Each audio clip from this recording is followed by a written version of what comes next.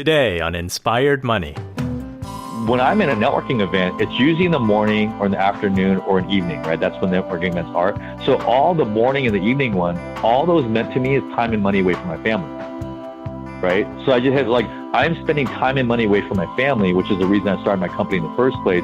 So for me to go to this networking event, it can't be an empty exercise. I'm not going there just because the books told me to go there. I'm going there with a purpose. So if I'm going to this networking event, I need to try to get an A. And so I gamified it for myself because to get myself over my awkwardness. Now I'll tell you, in the 5,000 networking events I've gone to, I've gotten an A maybe 3 times. This is episode 85 with strategist, serial entrepreneur, and co-founder of Awesome Guests, Joon Han. Welcome to Inspired Money. My name is Andy Wong, a managing partner at Runnymede Capital Management.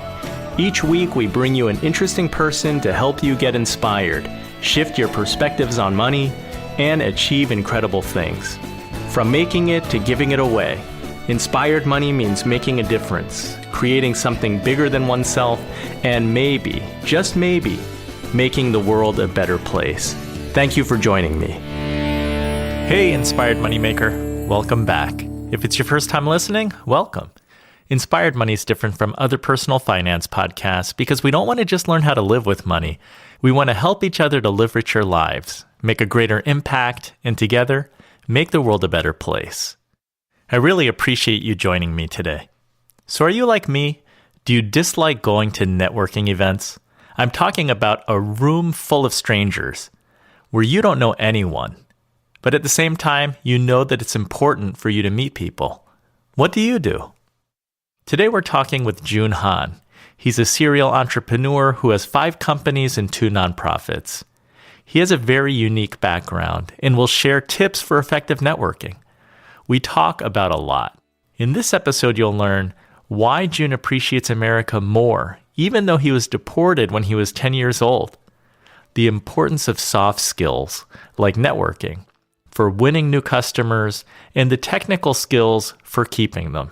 And Joon will share his thoughts on the importance of generosity and building systems to make the hard work of entrepreneurship appear easy. Now let's get inspired with Joon Han.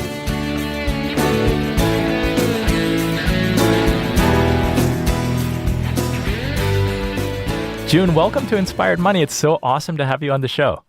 Man, thanks for having me, Andrew. I think, you had one of my favorite people as of late. I got to learn about Jane Mossberger Morris and her book at a lecture like 2 weeks ago, literally 2 weeks ago. I was like, oh man, she was on the show and I got to listen to her interview. And then you had another, favorite of mine, Eric Hunley. He's been using our platform. And so he's actually someone I've been trying to reach out to. So I'm going to say, hey, Eric, we were on the same show, man. That's awesome. Well, thanks for listening. Yeah, absolutely. It's a small world. So let's jump right in. What's your earliest childhood memory of money? I'm a child of 2 Korean immigrants. And so I think we didn't really talk about money other than the context of we didn't have enough. My parents were working 5 jobs between the 2 of them. And then if people go on LinkedIn and stuff, they could see a little bit of my story that I was deported from this country with my family when I was 10. And then my brother and I came back to live in the States with an affluent white family. And so I would say there's 2 different childhoods I had. One was as a child of immigrants, right? Scraping by and whatnot. The other one was more kind of 2 self-employed, very successful white entrepreneurs and understanding money from their perspective. And just there's what I call a hidden curriculum in America. There's certain pathways to success that I think are not they're not being hidden. They're not being taken away from immigrant families per se, but they're not exactly obvious, right? They're a little hidden.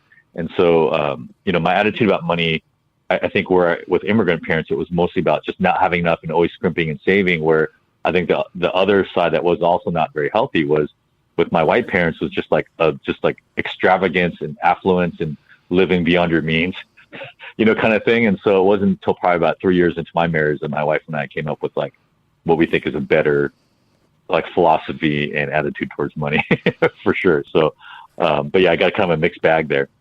Yeah, that is fascinating. First of all, you were born here. I didn't know that you could get deported. Yeah, I mean, it's just because it's like, my brother and I would be in today's political climate what they call like anchor babies, right? Like we were citizens because of birthright, citizenship. And so my brother and I were born here, but my parents were our, obviously our legal guardians. They had overstayed their visas by the time I I was born, both their visas had expired.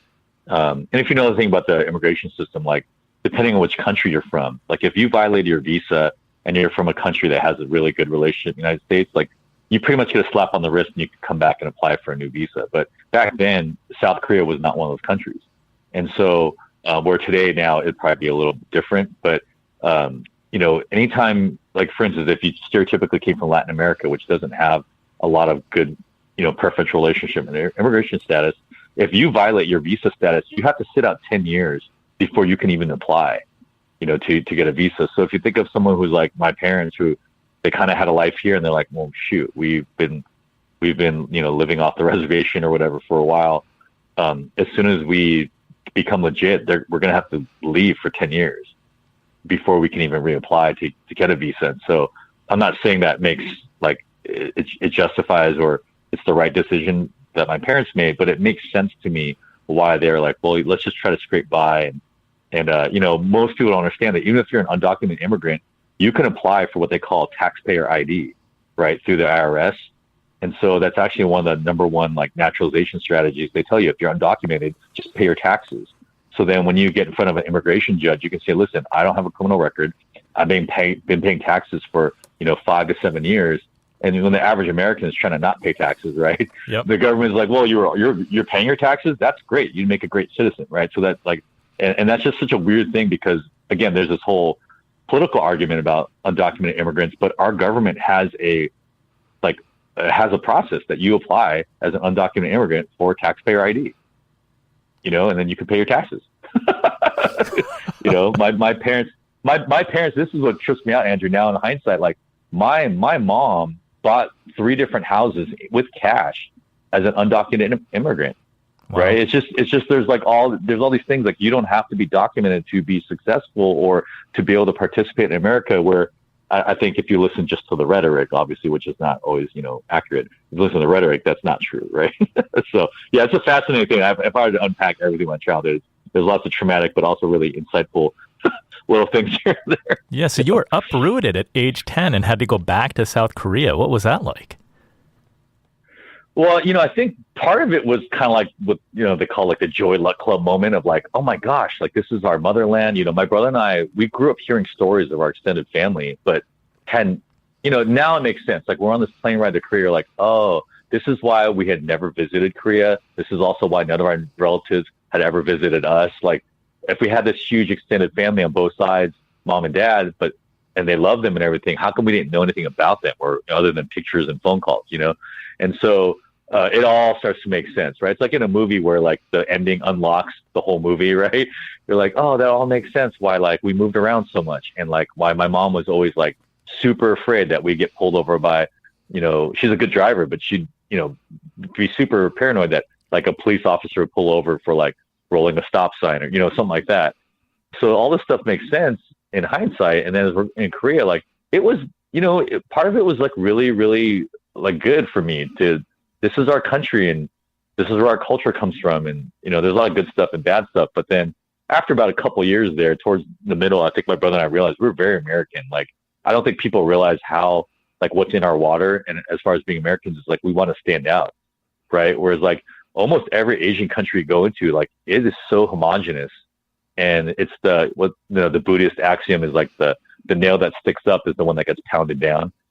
And so like everyone just like conforms, and it's a trip if you come from an American point of view, how much everyone blends in, and really it's not advocated for you to express your individual like passions or, individuality and whatnot. So it was a definitely a learning experience for sure. It was good and bad. Like I loved learning about Korea and parts of me that are very Korean, but then it also really accentuated like, man, I'm American through and through. There's just a way of thinking that's very independent that is not true.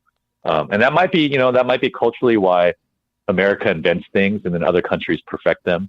is because I think it's in our water to be like pioneers and independent, entrepreneurial, that kind of stuff. So how old were you when you came back to the U.S.?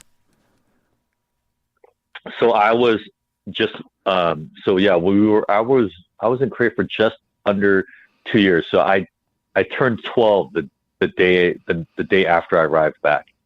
And so, just for context, like when it was with our Korean family, we moved around like all the time, but pretty much always lived in like Korean enclaves throughout the country, right? Whether that's Washington, D.C., Denver, mostly like in the LA area, LA County area. It was just a lot of like Korean enclaves. And so, we never saw adults other than Koreans really like in our home and things like that, where then my brother and I come back to live with this, again, affluent white family in a town called San Clemente, California, which is like, it's where like rich people go to retire and then die. It's like a super sleepy-eyed beachside community. All the homes are like, $5 million and up and things like that. And so it was a culture shock, not just like ethnically, right, but socioeconomically, it was light years different than kind of the America that we had.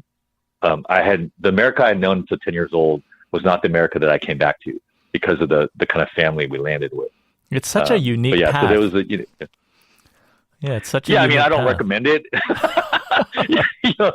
I definitely don't recommend that kind of like, travails of childhood trauma. But I will tell you to this day that I think there are things about America I never would have learned with my immigrant parents. Like they're just fundamentally, and again, it's not because like the white establishment is like trying to like, make the access unequal. It's just that there are things that I think majority culture knows, and this is true for any country, right? Majority culture just knows some things that minority culture doesn't know. And so there's things about success and like with my Korean parents, they were entrepreneurs. They were doing 5 jobs between the two of them, but they weren't building companies and they weren't building like, a corporate wealth, and they weren't utilizing every tax break. They weren't taking what little money they had and hiring a CPA to be strategic about their returns next year and, things like that. Whereas, you land with my white family and like everything they did was a tax deduction, like everything. You just learn like, well, what is that? It's like, well, owning your own business is one of the best vehicles for wealth accumulation in America because the laws are set up that way. And there's no mystery. It's like, like if I have a friend who is a legislator and, I'm bankrolling their campaign, I need those rules to be more favorable to me so I can continue to bankroll that campaign. And so a lot of our rules are written to, and that's why I say it's in our water. I think it's baked into our DNA as a country, is like, there is a phenomenal advantage for you to be an entrepreneur in America versus, just being like a straight job kind of person or, kind of stuff. So yeah, I learned a lot from seeing, I would say, 2 different Americas, 2 very, very different Americas for sure. How did that shape you? How do you identify, since you have your birth family? You sort of grew up as an immigrant family. You also grew up part of your life as a Korean American in Korea. And then you came back and it's almost like an adoptive American Caucasian family. Yeah. So I think, with me, Andrew, it's interesting because I think if I didn't, as much as my childhood, like, we did Pledge Allegiance and we learned American history and stuff. I think I learned so much more about being American by being in Korea, right? All the all the warts paled in comparison for what the promise that America is. And I think I understand America probably more explicitly than, people who've lived there their whole life and don't know the difference. And so, I'm probably more proud to be American after seeing what life is like in other countries, even though, ethnically you can blend in, to places like Korea and things like that. I'll say, like, when I went to college at UCSD is when I started to realize I was kind of an odd bird, because when I was hanging out with other Korean Americans, they were clearly Korean American, where I was more white American than they were. And I was also more Korean than they were, if that makes any sense. Yeah, right. Right. So like, my Koreanness was not like LA Korean American. My Koreanness was like, living in the shigo, in the countryside in Korea, like where you got beat in school. And, it's not like that now. My town in Korea is all modernized, and people tell me it'll make me sad when I go back. I haven't been back in years, but I was very, very Korean, like, like in the countryside, and learned all the different like festivals and all the different, traditions and whatnot. And it'd be different, I think, if I was in a proper like, like Seoul or like a bigger city. But when I was in Korea, we lived in the countryside. So it was like very like, what Americana would be, the Korean version of that. And then yet my Americanness is very like, by the time I went to college, it was very like you said, white majority cultured America. And so, I think there was kind of this like, hey, you're Asian American, but you also like you compose yourself differently, or you network a room differently. Well, I'm like, yeah, it's because I think that's what I learned from my white parents, right? Not necessarily be more extroverted, which I think is kind of in there, but also I'm naturally not super extroverted, but also just, how like soft skills work. I think immigrant families are so consumed on technical skills that help you become a lawyer, doctor, engineer, right? Or something like that. But, once you get into corporate America, your soft skills are what's going to carry the day. And if you look at all the like studies on Asian American career success in America, it's the soft skills that's like sabotaged these really great would-be leaders, because they're good at the technical stuff. So they're seen as like super workers, but they're not seen as management candidates or C-level candidates because the soft skills are sorely lacking. And I would say, if it wasn't for my white parents, I would be in the same boat. Interesting. I wouldn't know how to network. I wouldn't see the value of the social stuff. That like, how is playing the softball league helping me be a better senior engineer?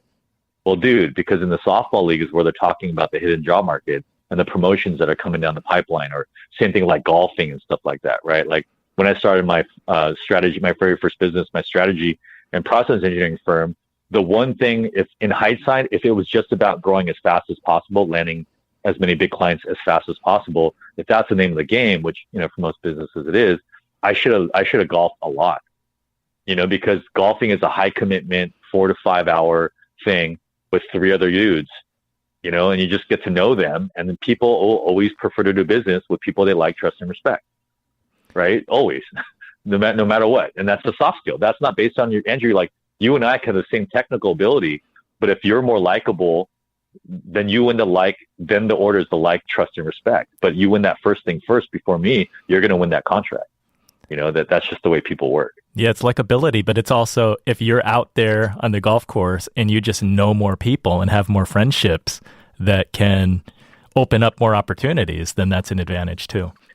Right. And because there's like a counterintuitive wisdom in that like, I think a typical immigrant path is like, be good at something, right? And that will win you like favor. Where I think when it comes to like, especially think of like behavioral economics and how people make decisions, it really is more emotional up front. So like, Andrew, I want to do business with you because I like you.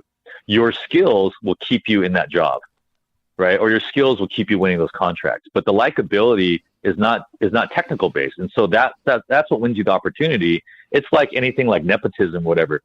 Those connections get you in the room, but your talent and your work ethic keeps you in that room. And so it's kind of a backwards way of thinking about it from what I think most immigrant families tend to teach their kids. Yeah, I think that the immigrant perspective is usually like, you may be at a little bit of a disadvantage as an immigrant. Therefore, you better be really good at the technical, because that's what will keep your job, because they need you. And it kind of makes sense, actually, if you see other cultures and the way they work. There's a belief that life is a meritocracy, I think. But it's not. Anyone that's been in business for themselves for more than a minute realizes, or even in corporate America for more than a minute realizes, like, most things are not a meritocracy. Like the best skilled person doesn't always win, right? It's the person that's best at networking or self-promotion or whatnot. Whereas I think in other countries, and I don't want to say like, I don't want to romanticize, like Korean culture has a strong nepotism also, but in some of these other cultures, there is a better path or an easier path to rise purely based on merit. Not just on networking and soft skills and who you know. Whereas I think in an American economy or a capitalist economy, merit doesn't always win the day, at least not at first blush. And so, but you're right. There is kind of like, hey, now my parents told me that, my Korean parents, like, hey, no matter what you do in America, they're still going to see you as an Asian person. So you better be better than the next guy, and I get that, but then also what needed to come part with that is also you need a network like majority culture networks, and the build those relationships and whatnot. So, Joon, in your professional life, how did the two sets of parents shape you?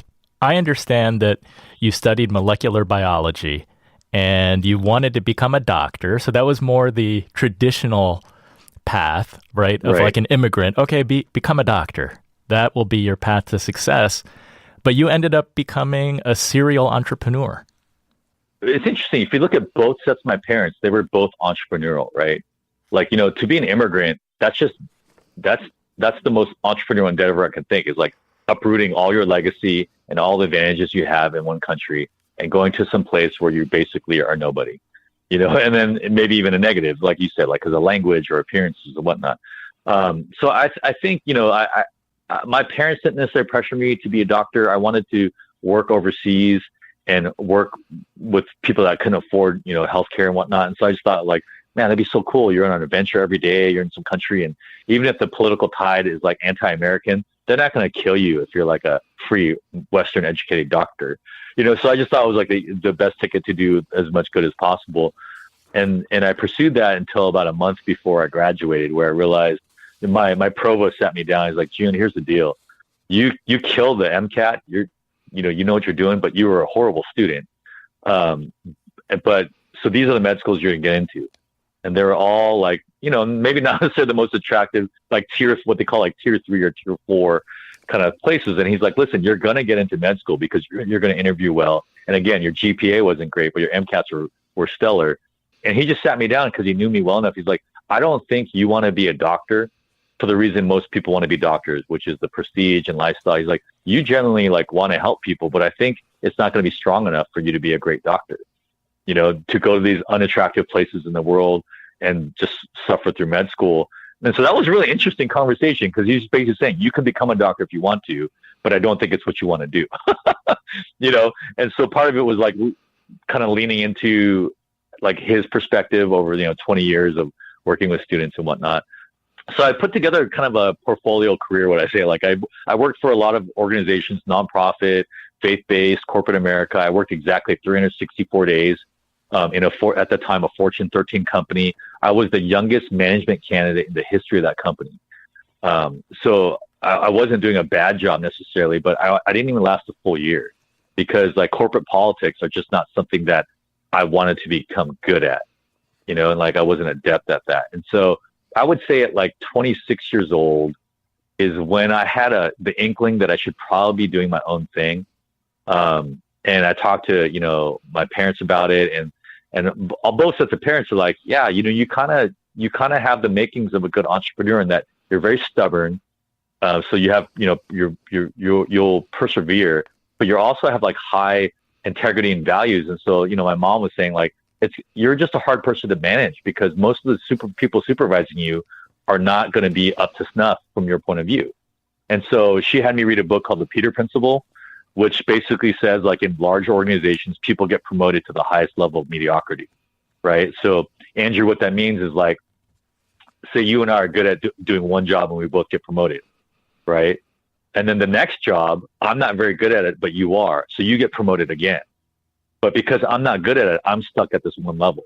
And so that typically is like a middle management kind of thing, right? Yeah. And so, what I was finding by the time I was 26, it was like my 5th organization in a row that I was the youngest hire. I was hired at like a senior level, but I was always the youngest person in the room. And I didn't realize, now it makes sense, but there's political ramifications for the youngest person to always have the best ideas, right? Because it's like, well, why don't we just fire all the older people then, or this and that. And so I was caught in these places where my ideas were never going to see the light of day. And yet that was why I was hired, right? I was hired as this young hotshot change agent for these different organizations to be like kind of a shot in the arm for them culturally and like as far as innovation. But my ideas were never going to see the light of day. And so at 26, I was kind of like, this is getting old. I've had 2 really good bosses when I got out of college and then like 6 really bad ones.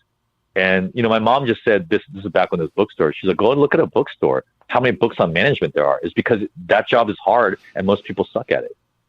So she's like, the odds of you having another good boss are probably 0 to none.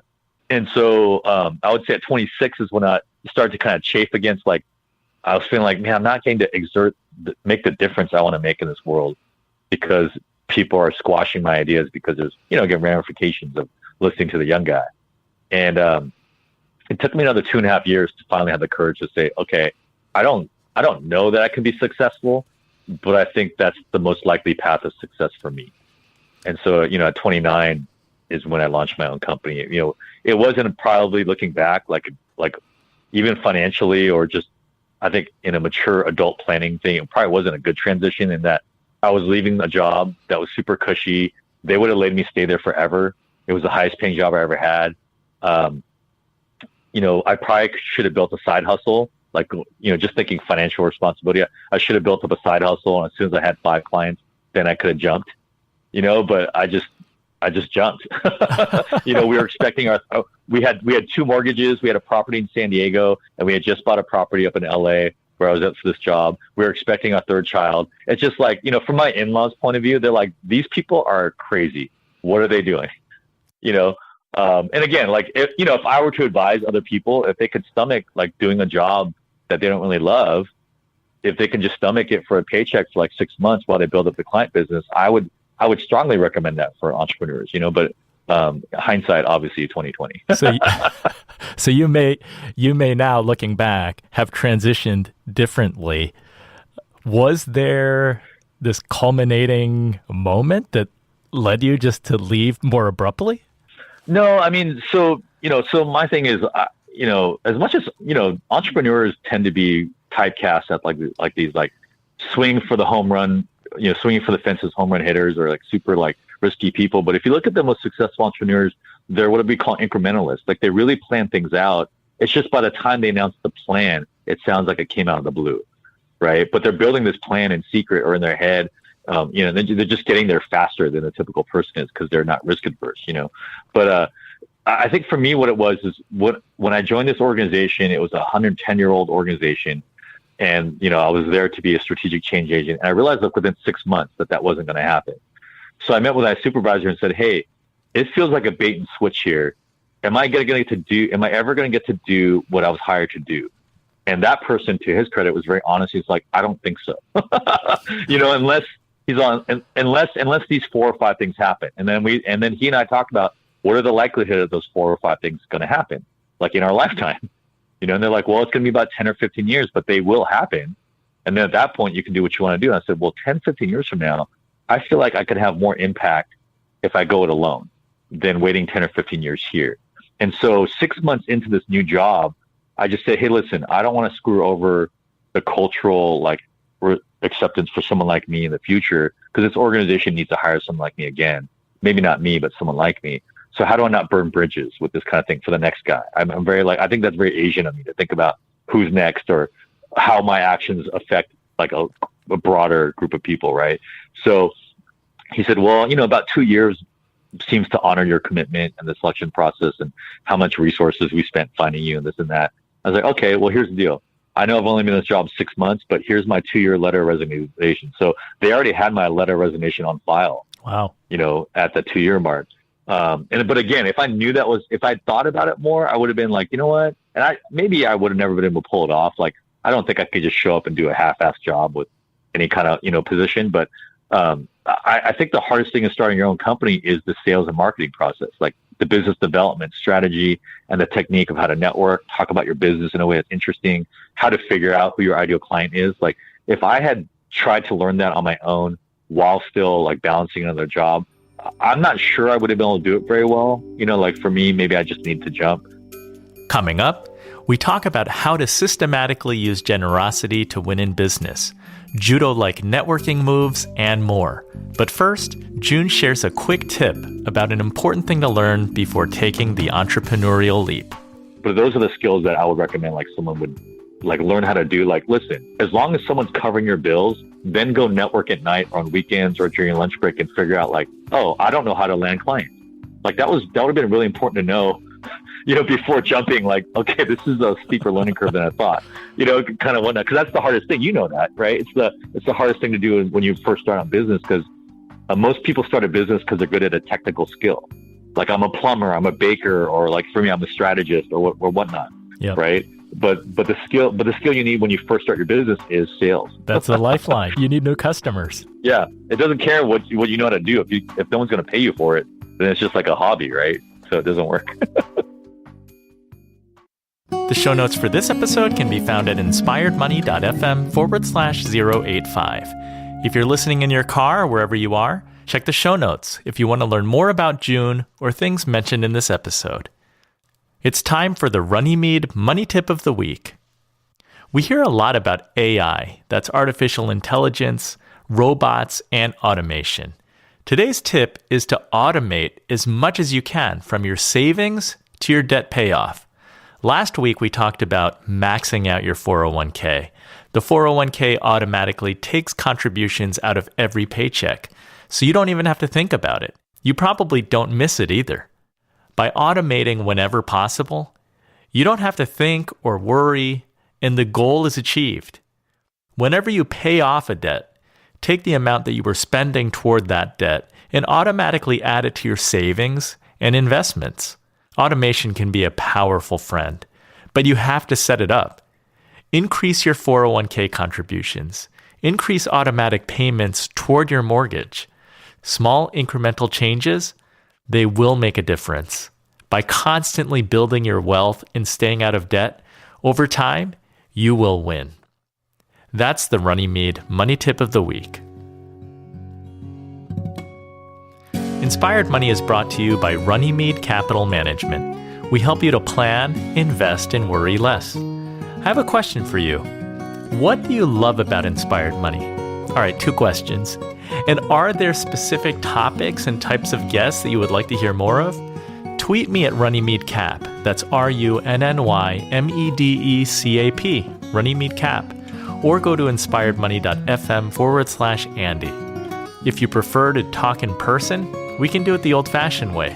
Schedule a 15-minute call at inspiredmoney.fm/15. I'd love to hear from you and appreciate your help to make Inspired Money the best podcast that it can be. You're listening to Inspired Money. I'm Andy Wong. So you have 5 companies, a couple of nonprofits. I hear you talking about how being cause-driven and value-driven is really important to you, and working at the larger, more established corporation didn't allow you to really do what they had promised in terms of making an impact and being value-driven. You wrote a book and you did a TED Talk about getting ahead by giving back. Can you talk about that? Yeah. So as a strategist, so it's interesting, like strategy is one of those words that when you go into like a business audience and you say, hey, should we be strategic in everything we do? Everyone will like nod their heads and say, yeah, strategy is good. And then you actually ask someone like, what is strategy? And most business leaders like, I don't know. I don't know what a strategy is. And for me, like, so I try to simplify what that is. First off, like strategy is like the old saying, there's more than one way to skin a cat, right? So you and I could be in the exact same industry, the exact same financial goals, but the way that we're going to go about succeeding is different based on your technical and your leadership strengths, And so when I was in corporate America, again, for 364 days, I realized I was never going to be able to fulfill my potential in that role for my family because that particular company required me to potentially throw people under the bus in order to advance as quick as possible, right? And if you're in a large company, climbing the corporate ladder as quick as possible is the way you win. It's the way you succeed. Yeah, politics. And I realized, right, and I just realized, like, I can get good at that, but I also know the best I could ever be is not the best because it doesn't come naturally to me, if that makes sense, right? Like I could spend all day reading books and being trained and mentored and coached, but at my A game of being political, I was never going to be as good as someone that was like, just like eats and breathes and is passionate about that. And I was never going to be passionate about it. Because that's not your true self. Yeah, it's not the way I'm built, and it's not even who I want to be, right? So subconsciously, there's always going to be a fight against, well, I don't want to be that guy, and so there was going to be a cap to how good I could be, and then when I started my company, I was like, you know what? The one thing my parents didn't warn me is like, Joon, the only problem for you in the entrepreneurial world is that you have too good of a heart. Like it's a dog eat dog cutthroat world, right? And so if you couldn't do that in corporate America, how are you going to do it when you need to you need to hunt your own food to feed your family? And so, I'm a science guy, like you said, molecular biology. So I'm like, okay, let's look at the data, right? And it turns out that, yes, business by and large, you and I both know this, Andrew, is a dog-eat-dog cutthroat world. That's why there's a thing called Shark Tank, not like Minnow Tank or whatever. It is an aggressive world. However, if you look at the data, there's like a small sliver of people, and someone like Bill Gates is so interesting, and Warren Buffett, they're in that category, which is phenomenal to me because we don't see that. Like, they became successful through, I think, generosity. And so I started looking at all this research, and the research showed that there is a viable path to success if you use generosity, but it has to be used in a very specific way. It can't just be like a karmic, Andrew, I'm going to be cool to you, and somehow the universe is going to bring that back to me in my business. Like, if that's the game plan, that's more like a hopeful, attitude towards life, but that's not necessarily a business strategy. Yes, hope is not a business strategy. Yeah, it's not. We call it as an entrepreneur, you never want to be addicted to hopium.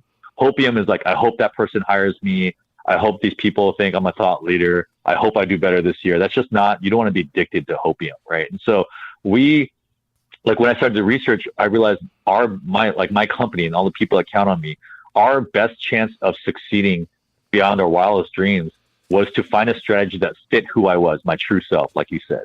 And so I realized, well, for me, my inclination is to be generous and to be collaborative and to, help other people, do mutual win-win scenarios. And then I basically looked at the research and okay, how do you do this? And so that's why in my TED Talk, I just try to lay out, there's basically, you need to be a really good leader. You need to really showcase your expertise very well. You need to have a strong network of very like-minded people, and you need to develop systems to capture the generosity you're spreading out there. And I think the first two, the leadership and the systems, that's usually what we find people that are well-meaning, decent people that are just trying to be good people in business, but they're not succeeding very well because they're getting stomped on by these cutthroat dog-eat-dog people. But it's because they're not really exerting strong leadership, and they're also not having a system to catch the generosity that they're spreading out there. And so there's because I'm a science guy, I'm like, listen, this is not about just feeling good about the kind of person you are. This has to be a way that works. Right. And so we set about the system and analyzing how did these generous people, how did someone like Bill Gates become Bill Gates through generosity? Now, he's not a perfect guy, but he's always been generous. He was generous before he had money, and a lot of it is the way he was raised. And, there's a story that we talk about in the book, but it's a story that comes out of the Warren Buffett book, Snowball. It's like a super long biography. I mean, I don't know anyone that's read this thing cover to cover. It's ginormous. It's just like a ridiculously large book, but there's two stories that tell you a lot about who Warren Buffett is. So the first is the actual introduction of the book. He talks about why he chose this particular biographer. It was a woman that he did not really think highly of because she had wrote something slightly critical of him early in his career. So, but she's a financial kind of journalist. And so they would run each other all the time, but he didn't like her, right? He just was not enamored by the way that she treated him in the press and all that kind of stuff. But anyways, when it came time to write the biography, he wanted her to do it because he loved her work. He respected her work. She was respected. And then when he met with her, he said, hey, I think she said this is the last conversation she had with him before she started to interview all of her people for this book. He said, listen, interviewing all these people, you're going to end up inevitably getting differing accounts about something that happened, like something I said versus something someone else has said. In all those situations, please choose the least flattering of the versions because that's probably closest to the truth, right? So that's like a generosity in spirit, right? Of whatever. And then later on in the book, there basically was a time where they did something completely illegal. They didn't know that they did, but they clearly did it. Like it was a premeditated kind of thing. And that at that early juncture would have squashed Berkshire Hathaway. They would have never been a company ever again, violating these SEC stipulations and guidelines. But the judge in the case knew Warren Buffett through volunteering through a different nonprofit. And he just could not come to grips with that Warren Buffett would have done this like intentionally. And so the SEC presented the case against him, and Warren Buffett and his partners, they like they basically met with the SECs without lawyers in the room. They just met with them and gave them all the information, were very forthcoming. And so the SEC was looking at it like, oh, we're going to bury you guys because like you guys think you're too smart and you're like, you're not even meeting with us as lawyers and stuff. You guys are screwed. But the judge took that all into consideration of like, the way I know Warren Buffett is he's super generous in time and money with this other nonprofit that I care about. And he didn't have like a legal shield. He was very forthcoming. So that speaks to more of the character that I know about him. And so Warren Buffett got like a slap on the wrist and got appointed as a very young guy in the profession to be on this blue ribbon committee to help other companies not violate the same rule that he violated. You know, and so all of a sudden it made Warren Buffett this national all-star at a very young age. It's something in his career that most people don't realize dramatically like influenced his like thought leadership or respect in his industry.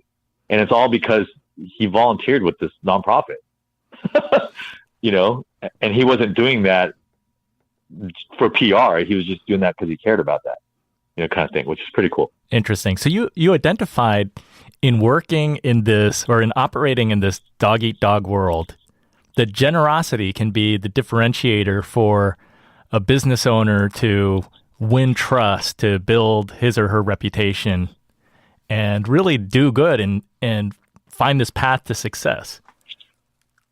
Right. It's just, Andrew, here's the thing, right? Like we talked about this earlier. People will always prefer to do business with people they like, trust, and respect, that order, right? So it's interesting. Like if you and I were in business together or like we were competitors, right? And you know, also everything being equal, like our prices, our reputation, whatever. But you were known for being like generous in the community. All the research shows that to the Joe Schmo public, they're going to assume some things about you versus me. They're going to assume because you're more generous that one, you're more successful than I am, because that's what successful people do. They have extra money, right? And the other one is they all basically start to ascribe more leadership to you. Like you're a better leader than me because you care about other people, you know? And so just in a branding scheme of things, that's kind of why cause marketing works, right? Is that all things being equal, gosh, you're a generous person in the community. It's like if you and I walked in to try to get a date in a bar, right? And we're just both strangers. Say you're socially awkward like I am. And I have no game, but I walk into a bar, but I buy everyone drinks, right?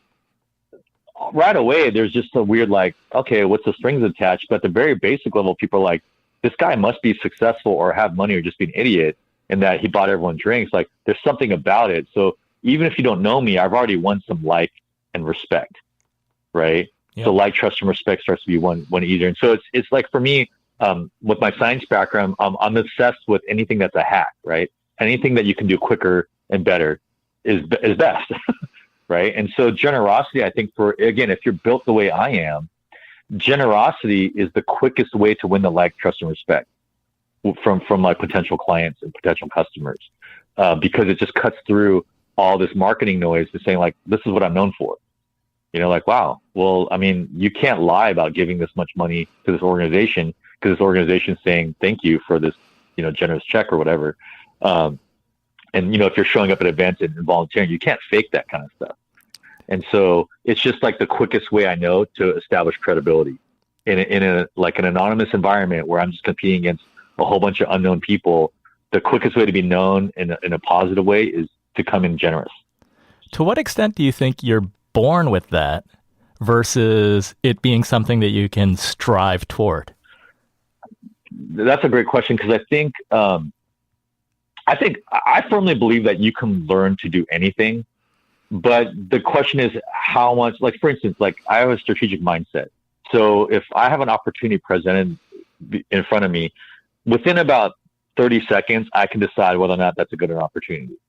Now, for our clients, we had to slow down that 30-second like decision tree in my head to like a series of documents, right? And so like that 30 seconds for me turns out to be like 12 different pages of like decision-making materials. It's kind of what Malcolm Gladwell talks about in his book, Blink, right? Intuitive people do these things really quick. He calls it thin slicing. You're making a series of very complex decisions in a very short period of time. Now, computers can be taught that kind of stuff, and so people can be taught that kind of stuff. However, with that being said, if I find a non-strategic person, I can help them have the same decision-making filter I have, but I don't think they're ever going to be able to do it in 30 seconds, right? I think they could do it in an hour, I think they could maybe do it in half an hour, maybe at best, right? That's pretty good, I think. To be able to replicate what I do in 30 seconds for someone else to learn to do it from not having any natural inclination to be able to mimic it in 30 minutes, I think is astounding testament to the power of the human ability to adapt and to learn, right? Now, but the ultimate advantage though is like in your 30 minutes, it took you to do that. I did it multiple times, right? And so I think, to be honest, I like a scientific, like to quantify, I think anyone can get really, really good at something. I think to be the best though, there is like a slight, like a nature nurture, there's an inherent thing. But again, Malcolm Gladwell and Outliers would argue that it doesn't matter, right? It's like whether you're good at it or whether you just work at it. If you put in 10,000 hours, you're going to be the best at something. And I would say like, well, that puts you in the top 1%. I would agree. Like 10,000 hours puts you in the top 1%. But if you get the very, very, very top, like the 0.005%, I feel like those people are born with it. But what are we talking about here? Now we're just splitting hairs, right? If you're in the top 1% of something, you're super good at it. You're like really good at it. And I think anyone can learn to be in the top 1% of something. But scientifically, I don't think you can be the top 0.001% unless you had some natural advantage. But again, what are we talking about at that point? Yeah, ideally there's an alignment. Yeah, ideally there's alignment, but here's my thing. In Buddhism, there's this aphorism that says like, hey, 1,000 thank yous or 1,000 sorries, right? I apologize 1,000 times, or I say thank you 1,000 times. The point being that if I wasn't thankful, if I really didn't mean it, if I wasn't sincere with the first thank you, by the time I get down to 1,000 thank yous, I really do mean it. And so there's just kind of like a triumph of the human spirit philosophy that I carry, that I think we can all learn to become a different person. But again, like when we talk about like quantifiable advantage, like, yeah, me being able to do something in 30 seconds versus someone else doing it in 30 minutes, that's a quantifiable advantage. But again, like if someone can do it in 30 minutes, they can still have a great career as a strategist, right? Because they're still doing it quicker than the average person who takes maybe 5 years to make that decision or whatever. And so, again, that's why I consider it splitting hairs. Like, what are we talking about here? Like, we're talking the difference between 5 million and 6 million a year. That's not a big difference. I know it feels like a big difference if you've never been at a million, but once you're at like 5 million, another million is not like a dramatic shift, if that makes sense, right? Now, if you go to 5 million to 120 million, yeah, that's a dramatic shift, but that's not what we're talking about as far as like these little advantages and stuff like that. Joon, I hear you're the best networker who hates it. What advice do you have for effective networking? Yeah, I mean, I'll say this because I think it's kind of the concept of like judo, right? Like the concept of judo is you use other people's momentum against them. And so what I realized was when I was going to these networking meetings, I just realized like I'm going to have to network. No one's going to hire me for $90,000 and above based on an ad or like a Facebook webinar. Like they're going to have to meet me in person or meet me in person in a workshop or whatever. But I'm going to have to network my way there, right? Especially when you first start out, like when you don't have a lot of credibility, you just got to figure out how do I establish what I do. So like Costco, think about it. When you go to Costco, it's a high commitment purchase. You're buying 50 tacos. You're buying like a vat of mayonnaise, right? So why did they give out food samples? Well, because it's a high commitment. You're not just buying 2 tacos, you're buying 50 of them. So if you don't like it, you're stuck with like 48 that you don't like, right? So my thing is like networking for most service professionals where you need to be known as a trusted advisor. If you're not a trusted advisor, you're just a commodity, right? So if you need to be known as a trusted advisor, the only way to do that is to meet people and to have them like, trust, and respect you. And so when I go into a networking thing, especially in the beginning when I was like deathly terrified of talking to people and whatnot, and I was like, I don't know what to say. I'm going to crash and burn. It's awkward. I realized most people in the room are the same thing. Like everyone goes to a networking event assuming that no one's going to be interested in what they do, right? And so for me, I'm like, well, when I go to a networking event, I don't really need to tell you, like if I meet you, Andrew, at a networking event, me spending 2 minutes telling you what I do isn't as important as I need to figure out if you're my prospect or not, right? And the way I figure out your prospect is not by talking to you, but listening to you. And so the reason I call it the judo move is most people, all of us are super selfish, but most people in a networking environment, they are more than happy to talk about themselves because that was their number one fear coming in, either conscious or subconscious. Like no one gives a rat's ass about what I say. No one's going to care about me. And when I'm in a networking environment, I need to know at least 5 things about you. to figure out if you're a prospect or not. I need to know, are you the decision maker? I need to know, does your business have issues that I can fix? Do you have a budget? What kind of economy are we talking about here? I need to know, do I even like your business? Right? Do I even like you as a person? Do I also can I actually solve your problems? Because I might not be able to. Maybe it's purely a marketing problem, or purely a software problem, whatever. I'm not the right solution for that. And then lastly, I need to figure out, are you a cost versus investment? And that's probably in your business the same thing. Are you a cost or investment oriented person? Right? And so if I was in a networking event, I met you, and after I asked hey, how'd you find out that this event? What are you looking forward to? What are other cool events that you go to? What part of town do you live? Were you in traffic? I'm just asking you these softball questions, but I'm trying to build emotional rapport. But the whole point is you're talking. I'm not the one talking. Right. And then I'm going to ask hey, Andrew, you seem like a good entrepreneur. You seem like a smart guy. What's one of the best investments you did in your business this year, or for yourself personally? If you're what do you mean investment? Well, did you build a website? Did you go to training? If you're balking at the word investment, then you know what? All the other questions I need to know might be an affirmative. But if you're a cost person versus investment person, I'm not going to be able to turn you into a buyer, right? Because you're seeing my services as a cost versus an investment. So I need to figure that out. And with the networking, because of the questions I ask and the way I ask them, I can find out within 2 minutes if you're a cost or investment person. So all the other criteria, you might have been a perfect match, but that one psychographic, the psychology of your buying decision, if your psychographic doesn't match what I'm trying to do, then we're not going to be able to sell you anything, or it's going to be a brutal process. Yeah. So it sounds like you're doing the dance very well, but ultimately you've got your 5 judo questions. Right. And listen, when I first did it, I had to practice my questions. I had to script them out, and then I tried to script and they weren't naturally how I talk, and I stumbled over my words. So then the next night I had to fix them, and then I tried it out again. So I would say I've probably been in the 15 years I've been in business. I've probably done, I don't know, close to 7,000 networking events, and I still to this day, because, you just want to build a better network. And what I'm looking for in business, there's a lot of smart people in business, but there's not a lot of smart, good people in business.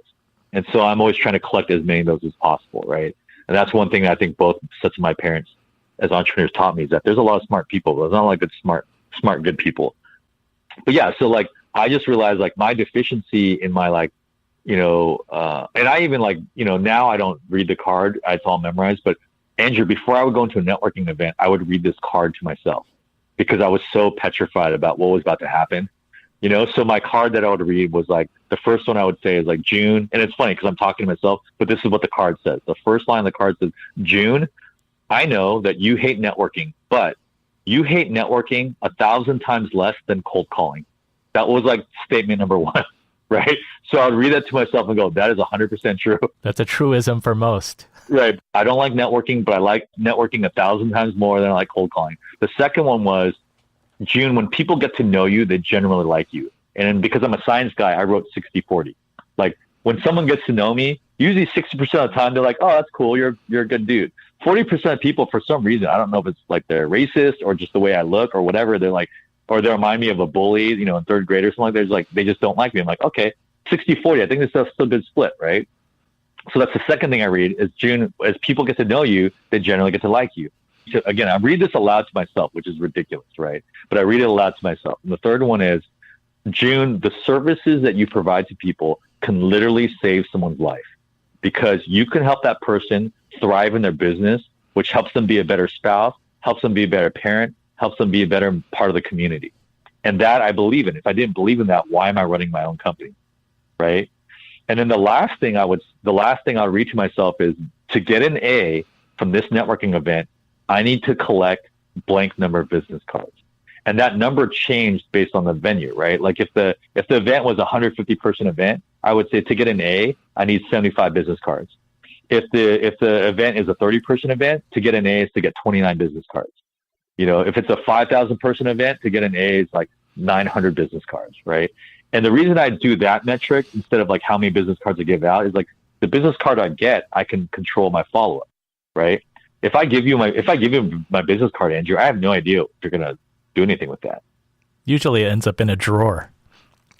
Yeah, or somewhere, business cards are perfect for propping up furniture when it's uneven. Yeah. Like it's the perfect increment. Like, but the point is that I would give myself a grade to say like, okay, if I'm gonna get because the same thing as you, like when I'm in a networking event, it's usually in the morning or in the afternoon or in evening, right? That's when networking events are. So all the morning and the evening ones, all those meant to me is time and money away from my family. Right. So I just had like, I'm spending time and money away from my family, which is the reason I started my company in the first place. So for me to go to this networking event, it can't be an empty exercise. I'm not going there just because the books told me to go there. I'm going there with a purpose. So if I'm going to this networking event, I need to try to get an A. And so I gamified it for myself because to get myself over my awkwardness. Now I'll tell you, in the 5,000 networking events I've gone to, I've gotten an A maybe 3 times. I've gotten an F. I'm very binary, right? Because I'm very Asian. It's either an A or an F, kind of thing. But like in all, the 5,000 networking events I've gone to, I've only gotten an A 3 times because that number is a pretty high goal. But guess what? Because I had that goal, I got awfully close sometimes. So if I was grading on a curve, I probably got a B plus. I'm probably averaging a B plus, but like in my family, I was taught that's an F. It's not an A. It's an Asian F. An A minus is an Asian F. Like that's like one of the first things that's probably the first conflict my wife and I ever had about parenting was like, I remember my oldest kid came home from junior high with like an A minus and my wife's like, oh, congratulations, you got all A's. I'm like, no, she didn't. She got an A minus. That's not an A. But my wife's like, no, duh. It's called an A minus. It technically is an A. I'm like, it's not. An A minus is an Asian F.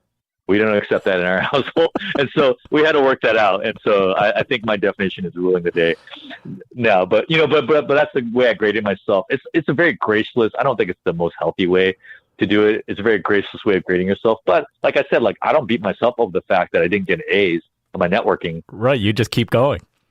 Yeah, but I got awfully close, right? And the whole point is that I didn't go in just trying to get one business card. And you also know that it's achievable. That A is achievable. You just have to keep trying. Yeah, listen, Andrew. The reason I didn't get an A most of the time is because one conversation instead of being 2 minutes ended up being 15 minutes long, right? Well, that person ended up being a client, so it's okay that I didn't get an A for the networking exercise. The point isn't to win the game. Right. The point is to network and find the right people and all that kind of stuff. And so, for me, because it didn't come natural, I had to come up with a strategy for it and a system to make it successful, which I think most people can do. Like most people, there's one aspect of their business they're not very good at or is like a necessary evil. So just come up with a strategy to be successful at it and a system to consistently be good at it. Yeah, very valuable. Joon, I'd like to ask all the Inspired Money guests, how do you define success? So it's interesting about like, so my white mom about like 6 years ago, as we're talking about how business is going and, we're doing pretty well. She's like, hey, Joon, here's a networking thing you might want to try on for size. Like, she's like, you don't have to do it, but you should start telling people you're retired. And I was like, why? That doesn't make any sense. She's like, because, as entrepreneurs, like there's a different cachet. If you're still networking in a room and you're like, and people ask what you do, and like, well, to be honest with you, I'm mostly retired, but I kind of dabble in things here and there. There's kind of like this like rock star, like, what do you mean you're retired? You look so young. But I mean, some of it's because we're Asian, so we look really young, right? But the other thing is, but I'm like, why would you say that I'm retired? She's like, oh, because you are. Like, no, I'm not. I'm still working. She's like, no. But entrepreneurial retirement is different than like straight job retirement. So entrepreneurial retirement, the way she defined it is you don't have to be somewhere you don't want to be, doing something you don't want to do just because of money. Right. And so the average American, Andrew, I think the last poll, it's pretty much the same number every year. 89% of Americans hate their job. Right. And so you can almost guarantee that 89% that they mostly work for someone else. Right. And so they have to be somewhere they don't want to be, doing something they don't want to do for money. And so an entrepreneur, you're still kind of, my parents are retired entrepreneurs and they've made more money prior to retirement than they did, when they were slaving away, building up both their companies before they sold them. And so she just told me, it's like, Joon, you're at a place economically where you don't have to take on clients you don't want, doing the client work you don't want to do anymore, just because of money. You made it. So you're technically retired. You're free. And so that's kind of my definition of success is like, are you living the best version of yourself? right?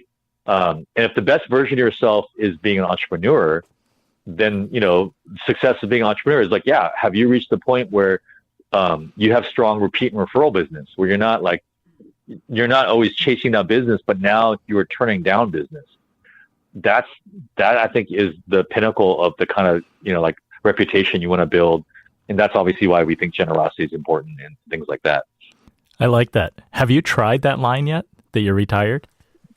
Yeah, it took me like a year to kind of get used to saying it, but, and the irony is like 3 years ago, we started another business. So now I'm pretty much working full time in that. So, I tend nowadays to tell people like, well, I'm retired, but I also have a new company called Awesome Guest that we're starting. And they're like, oh, what's that? But the retirement line is, it makes like the whole point of networking is to be remarkable and to stand out and for people to remember you. The retirement line like shocks people enough that they'll never forget you. Right. Cause they're like, you're retired. What does that mean? And then I go, well, Andrew, it's not retirement the way most people think retirement. I'm not just sipping Mai Tais every day in a resort in Cancun.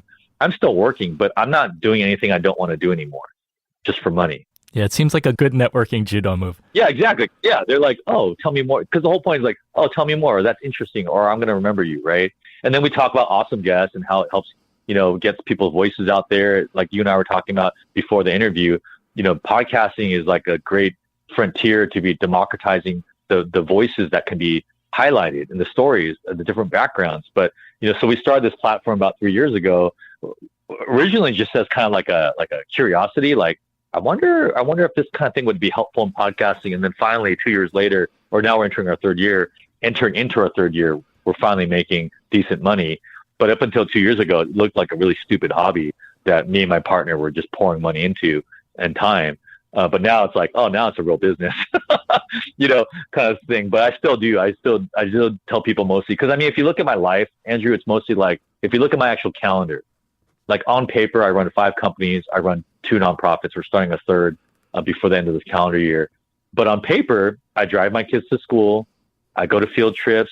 I'm the co-president of a PTA. I coach their archery teams, the high school and middle school teams. I do all the grocery shopping. I do all the dinner cooking for our family. I play with my dog. Like I do a lot of like stuff that's like lead parent or typically like mom kind of stuff. And so it looks like I don't work very much, but as soon as my kids go to bed at 8:30 or 9, I'm like back on email. I'm working on the code for our programs. I'm setting up strategic partnerships. I'm reaching out to podcasts like yours, to spread our message, things like that. Like there's a lot of work that happens that people don't see, but by and large, it looks like I'm not doing anything during the day. Like my son is funny when he was like 5 or 6 at dinner one day, and this made my wife like crack up. My son was like, Appa, what are you going to do when you grow up? Like, what are you going to be when you grow up? I'm like, what are you talking about? Because he's just like, you don't have a job, right? Like, and my wife was just dying laughing. My wife's a school teacher, so it's very clear like what her job is. And she's just like, buddy, what do you think your dad does all day? I don't know. He's like at our school, like reading stories to kids, and then he drives us on field trips, and then like he picks us up. Like other people's dads like wear suits, and then they're gone all the time, and they're not around for like field trips and stuff, and so it's like it was a very interesting lesson for all of our kids to know like I actually do work. But they don't see all of it all the time. So you're an illusionist because you're an entrepreneur who is working his buns off, but yet you make it appear as if you're not working. It's quite a feat. Well, but here's the power like in systems, right? Like I remember there was this young entrepreneur like 2 years ago. He's like, hey, Mr. Han, can you mentor me? I'm like, well, probably not, but let's at least have lunch. And he's like, I'm like, why do you want me to mentor you? He's like, well, man, you're like living the life. Like, look, you just chill all day. You have all these meetings. I sit on like 2 different nonprofit boards, and I volunteer a lot and stuff like that. And so it's like, now I want to be that guy that's just like, you're not doing anything. I was like, well, in the first 3 years of my company, I worked 100 hours a week. Do you see that? Like you're catching me 15 years later, dude. Like 15 years later, if I'm still working 100 hours a week, there's a problem. That means I didn't build any systems, right? I'm not leveraging like software or other teams or, different resources. And he was kind of caught off guard. He's like, what? I'm like, are you willing to pay the piper? You can't cheat business. Like, you can get there faster, you're working smarter and harder and all that kind of stuff. But like, no matter what, you still need to pay the piper. Like, you need to put in the hours. And so the reason I worked 100 hours a week my first 3 years is that I wanted to go on field trips with my daughter. She was getting older and she was going to start school like in 5 years. So I had a very, very fixed timeline to become successful, because I didn't want her to go on a field trip and me not be able to check it out with her. So I needed to grow my business as fast as possible. So 100 hours was about physically what I could handle. And I only stopped at like about 3 years because my body just started breaking down. It's just not a way to live, you know? But it's so interesting now. People still see that, like, oh, you know, Joon, you run these 5 companies. Can you show me like all the tips and tricks? I'm like, yeah, your first couple years, you need to build the systems and get clients at the same time. So I'm networking during the day. I'm doing client meetings, client work. And then at night, I'm building my systems, my nurture marketing, my software, my processes, my templates for my proposals, my script for networking, my workshops. I'm listening to my workshops and redesigning them based on feedback and results. And like they don't see all that stuff, right? That's the iceberg. I think most people look at the tip of the iceberg and don't realize 90% of the stuff under the water is really why someone's excellent, you know, but all they see is that tip part. Like, oh, how do I do that? Like, how do I just sit around all day and be just a genius? You're like, well, you don't. You build the iceberg. That's a priceless perspective and very valuable. Well, thank you, Joon. Thanks for sharing your insights and your successes and your unique history of growing up in the U.S. and Korea and back in the U.S. again. Can you tell the Inspired Money listener how they can follow you, learn more about your awesome guests and other businesses? Yeah, I mean, so the easiest way is I'm fairly active on LinkedIn. So if they just find me, Joon S Han on LinkedIn, that's pretty much the social. I mean, it's not what we consider social media necessarily, like Snapchat or Facebook, but that's really where I spend most of my time living on the online world. You know, one advice I give to most entrepreneurs is like, I don't have any push notifications. Like, I don't have email directly sent to me. I check in and do email 3 times a day.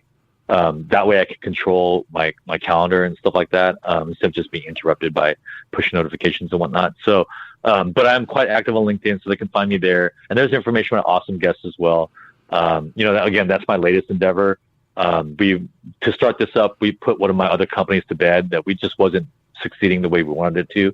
But I took my partner in that business and we started Awesome Guests, which again is a platform for people who want to grow their reach and influence as thought leaders by being on podcasts like yours, or being a guest blogger, or being even a source for like journalists and stuff like that. So we built it because I feel like for entrepreneurs, like, I don't know if you feel this way, Andrew. I've met a lot of people that I would consider them like the best kept secret in a certain industry. And I think that's a shame. Like, they're really some of the best people to hire to be a CPA or a financial advisor or like a marketer. But because they're good at the technical stuff, they're usually not very good at the sales and marketing. And so we just wanted to build a way for like podcast hosts to be able to find like more diamonds in the rough or uncovered experts quicker. And so, you know, we built it for 2 sides, obviously for the host to make their life easier, but really for people who want to be guests and be known as thought leaders to be found easier. That really is been my passion for the last 3 years. Cause again, it's the one thing that brought me out of retirement, you know, is to build up this kind of initiative. And so hopefully people check it out, and they can always connect on LinkedIn and give me feedback as well. I signed up today, so I will check it out myself. Woohoo! Awesome. Well, yeah, I appreciate your feedback on that too, Andrew. Happy to do that. Thanks, Joon. Thanks so much, man. So what was your favorite Inspired Money moment? Joon shared a lot of gems, from how to transition to entrepreneurship to work-life balance, or maybe the lack of it. I really appreciated hearing the importance of soft skills. Seriously, I need to play more golf this summer.